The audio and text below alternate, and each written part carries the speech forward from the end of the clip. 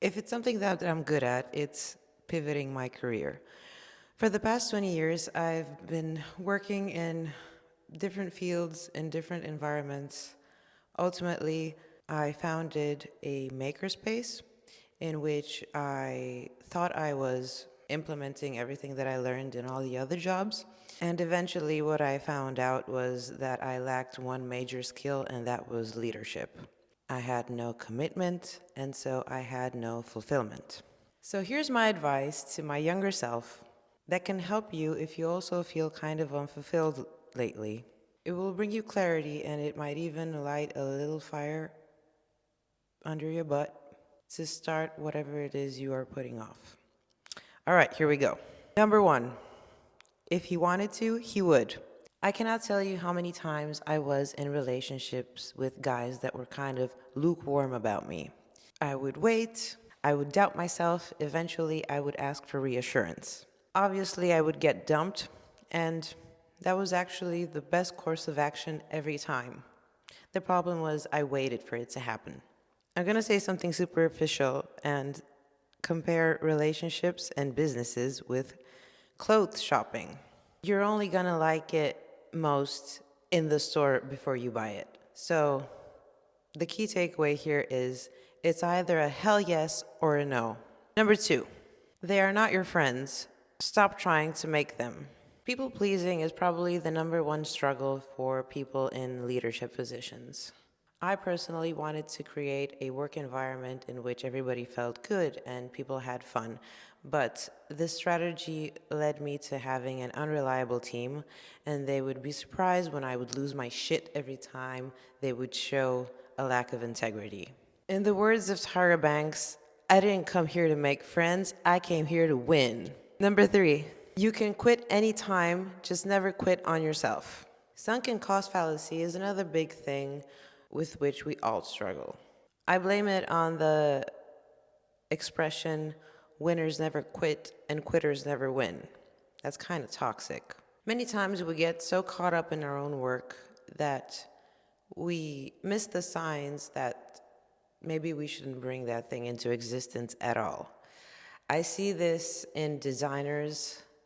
Well, I saw this in the movie The Brutalist when the architect wanted to forfeit his own fee in order for the building to be as high as it was supposed to be. But like the developer said, it was too expensive and it meant nothing. Nobody benefits from acts like this.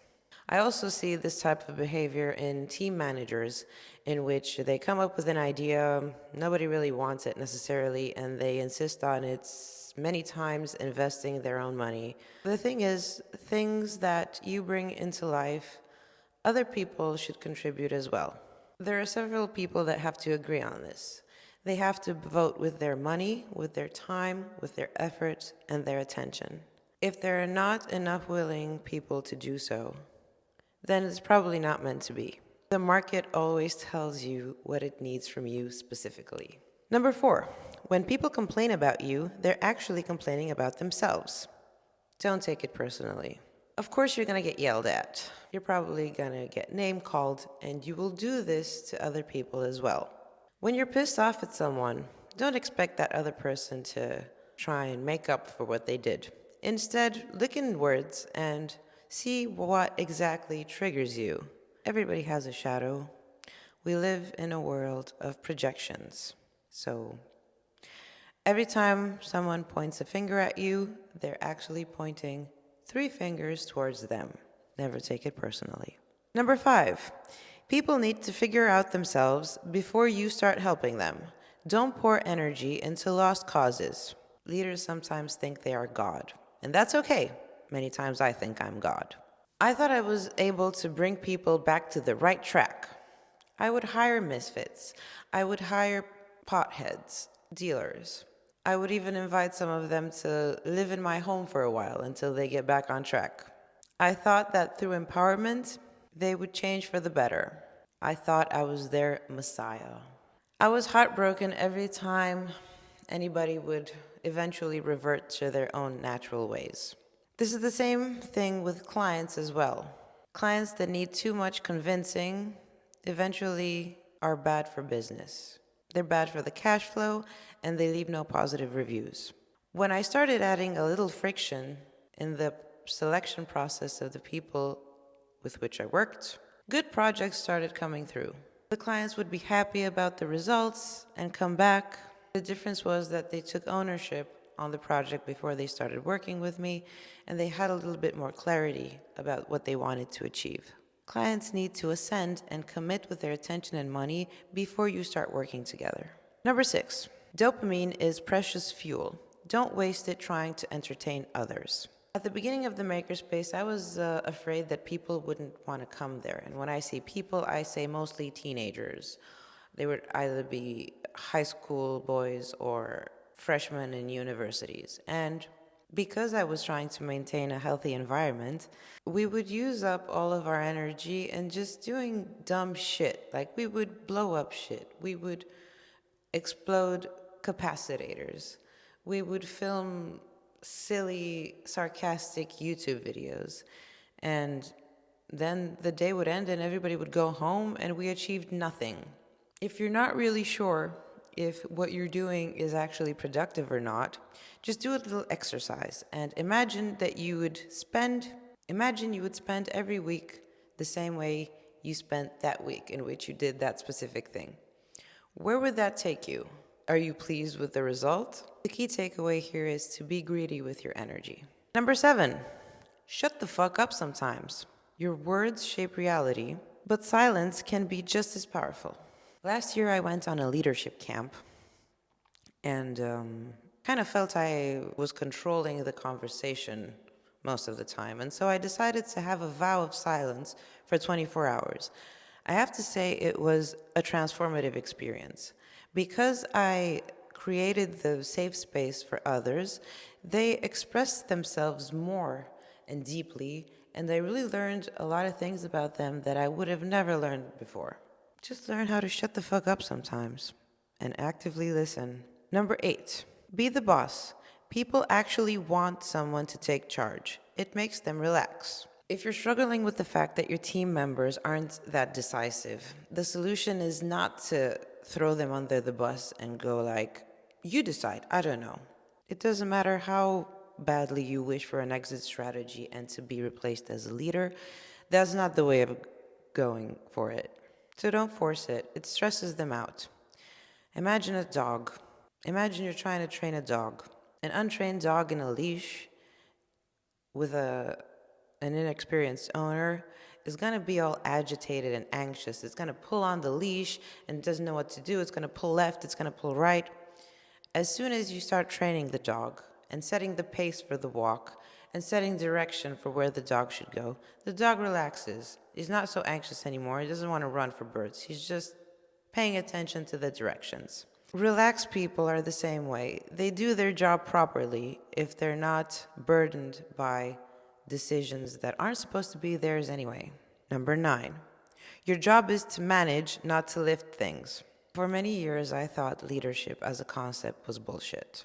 I thought it was just these stories that talentless, skillless people tell themselves that they have to be leaders in order to actually provide value to a team.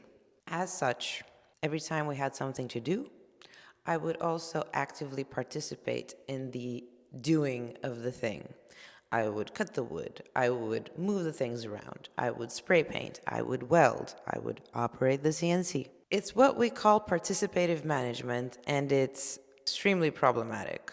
When you do this, people forget their roles, they forget why they're there, they forget why you're there. So just get the fuck out of the way. Number 10, you already have what you need to start anything. You don't need to wait for the perfect conditions. If you have an idea, you really have to start iterating. If you wait too long, you might die before you try. You only have one life. Express yourself consistently. Make it easy for you to create and to share your creations. One pro tip is that mornings are magical for your creativity. So just wake up 30 minutes earlier and work on whatever it is you want to work. If you already have something in mind and you just need a little nudge, I might be the suitable person to help you. I help corporate managers who lost their way and their meaning, to find a creative outlet for themselves, and to actually be a lot more high value than they already are. If that's something you'd like to pursue, there's a link in the description. There's also a lot of other people that might be suitable to help you than me, but just check it out. Number 11. There is no standard way of doing things, especially online. I've had several types of online shops for design objects. I've had free WordPress themes, I've had paid Shopify, free themes, paid themes for Shopify. The reason why I went for Shopify was because somebody told me that that is the gold standard. In reality, there is no gold standard for everything. You need the proper tool for whatever it is you do. It has to be comfortable for you to use, and it has to make financial sense. A simple way of determining if it makes financial sense is that lifetime value divided by customer acquisition costs formula. The lifetime value of a client is either one-off or recurring, and the customer acquisition doesn't only refer to the paid ads, it also refers to the time and the effort needed to deliver the product. If it doesn't make financial sense, just stop doing it or optimize it. Either way, there's no standard, especially in a network environment. You create your own rules according to your finances, to the level of skill you have, and to what it is you're trying to achieve. Number 12. If you're in a situation where you can't express your identity, leave immediately. It's not safe. During the makerspace era, I was working with teenage boys. Teenage boys are hormonal. I was also working with adult men, construction workers. As such, I had to become a teenage boy myself. I suppressed all my femininity and sexuality in order to be safe in these masculine environments. It made me less convincing as a leader. It made me less convincing as a specialist, as anything. At the same time, I was in an abusive relationship, lying to myself that it was okay, and that is an opportunity to grow. The thing is, growing and placating are two very different things. Don't make yourself feel safe when you are not. Suppressing your identity will destroy you over time. So ensure you're safe to express what you need to express. Number 13, enjoy receiving flowers actively. Let people give to you without overthinking it. You complain about how nobody helps you. You complain about how your significant other doesn't give you gifts.